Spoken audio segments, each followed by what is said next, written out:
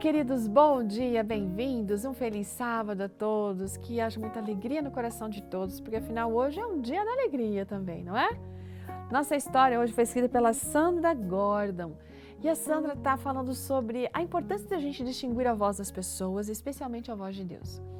Ela diz que ela consegue realmente identificar a voz da mãe dela no meio de uma multidão. Não é porque a mãe é barulhenta, muito pelo contrário, a mãe é muito delicada no falar. Mas há anos ela ouve essa voz da mãe, né, chamando ela pelo nome, desde criança, chamando ela para acordar, para comer, depois da escola, ali no meio das crianças brincando, chamando para vir para casa, no parque, andando uma atrás da outra, conversando. Nossa, elas já passaram tanto tempo juntas que ela poderia reconhecer a voz da sua mãe em qualquer lugar. Mas da mesma forma, ela aprendeu a confiar na voz de Deus para tomar as suas decisões, especialmente as grandes decisões.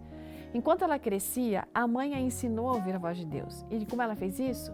É assim, ó, ela lia histórias da Bíblia para Sandra, para que ela pudesse aprender a distinguir entre o certo e o errado.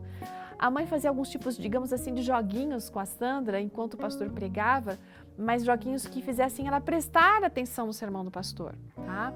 E assim ela foi garantindo também experiências, por exemplo, de estar sempre na escolinha sabatina, estudar lição, né?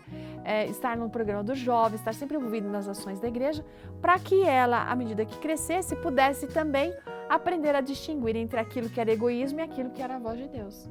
E ela aprendeu a fazer isso. Só que à medida que ela foi crescendo, se tornando jovem, adulta, essa responsabilidade de passar tempo com Deus e de ouvir a voz dele não era mais da mãe, mas era dela. E ela tinha que fazer então suas escolhas, né? Ler a Bíblia ou não ler, de orar ou não orar, antes de dormir, e ouvir essa voz mesmo e fazer aquilo que essa voz dizia. E toda vez ela disse que ela se esquecia de ler, que ela não orava, que ela ignorava, ficava sempre mais difícil de tomar a próxima decisão e de entender quais eram os planos que Deus tinha para ela. Mas o amor de Deus é sempre, né, maravilhoso e nos alcança. Então, quando ela deixava de lado e ela ficava confusa, perdida, buscando orientação, ela se atentava para aquela voz que a mãe dela havia lhe ensinado a confiar. Ela disse que não tem como explicar, não, mas ela sabe quando Deus fala com ela. E é uma sensação estranha de calma, é uma certeza inconfundível para ela. Ele não fala com a Sandra da mesma forma que ele fala com a mãe dela ou com o pai dela, né? O Senhor sabe como a gente pode entender melhor a sua voz.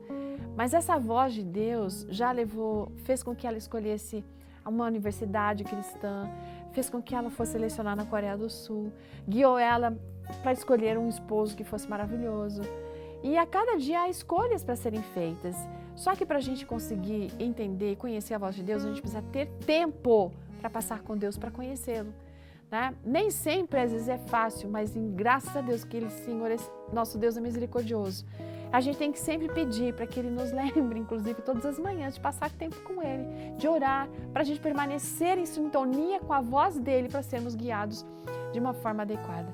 E você conhece a voz de Deus? Você consegue distinguir ou é só a sua voz que determina tudo aquilo que tem que ser feito?